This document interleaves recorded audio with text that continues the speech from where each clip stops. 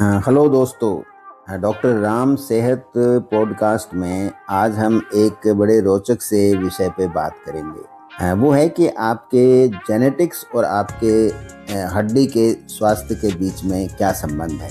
ज़्यादातर लोग ये सोचते हैं कि जो हड्डियों की मजबूती है वो कैल्शियम इनटेक है, एक्सरसाइज है, सूरज की जो रोशनी में बैठना है, इन सब से आपके जो हड्डियां हैं वो मजबूत हो जाएंगे। ये सारी की सारी जो हैं ये सब बड़े इम्पोर्टेंट हैं, इसमें कोई डाउट नहीं है। लेकिन इसके अलावा जो हमारी जीन्स होती हैं वो भी हमारे जो बोन हेल्थ है, हड्डी का स्वास्थ्य है, उसके अंदर एक बड़ा महत्वपूर्ण उनका रोल होता है।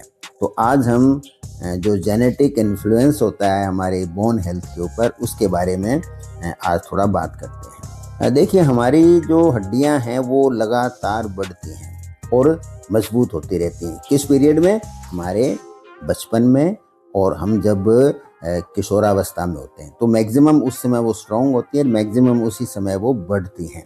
लेकिन हम जो ही 20 साल को क्रॉस करते हैं, 20 से 30 के बीच में बढ़ते हैं, या फिर 30 के जो प्रारंभिक वर्ष होते हैं, उनमें हमारी बोन है, उसके जो टोटल जो हड्डियों का मास है, यानी टोटल हड्डियां हमारे शरीर में जितना उनका वजन है उसका पीक पहुंच जाता है। इट मीन्स हमारी हड्डियों की जो मैक्सिमम स्ट्रेंथ वो हमारी 20 से लेके और आप मानो 30-35 साल तक अटेन हो जाती है।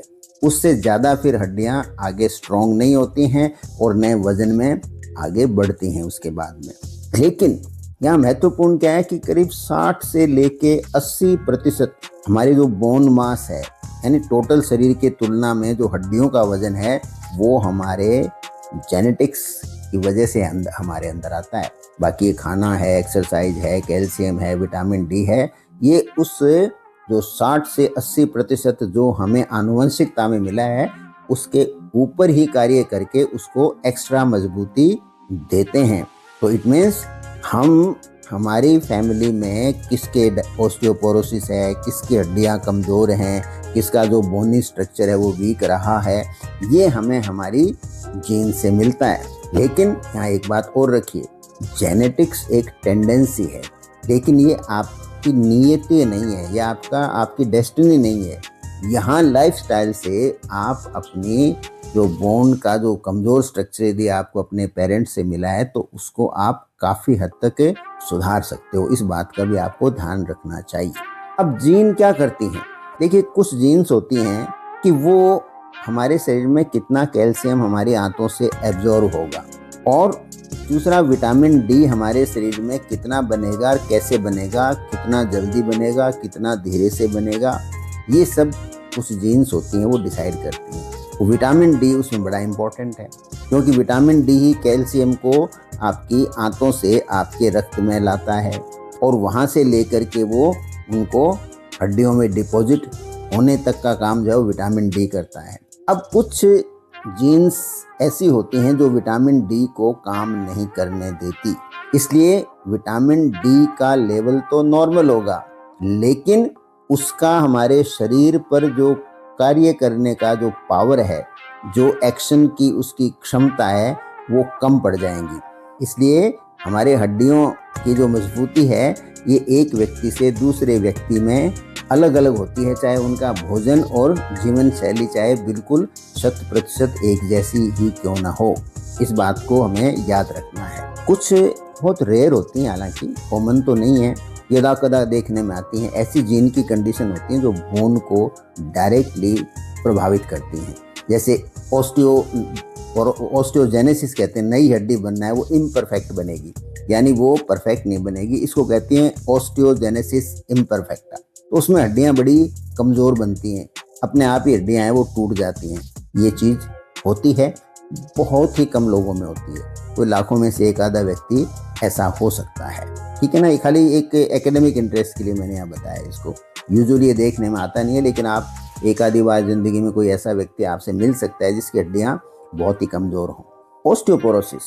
ऑस्टियोपोरोसिस है जिसमें आपकी हड्डियाँ काफ़ी तेज़ी से और काफ़ी कमज़ोर हो सकती हैं और उनमें बहुत जल्दी फ्रैक्चर हो सकता है।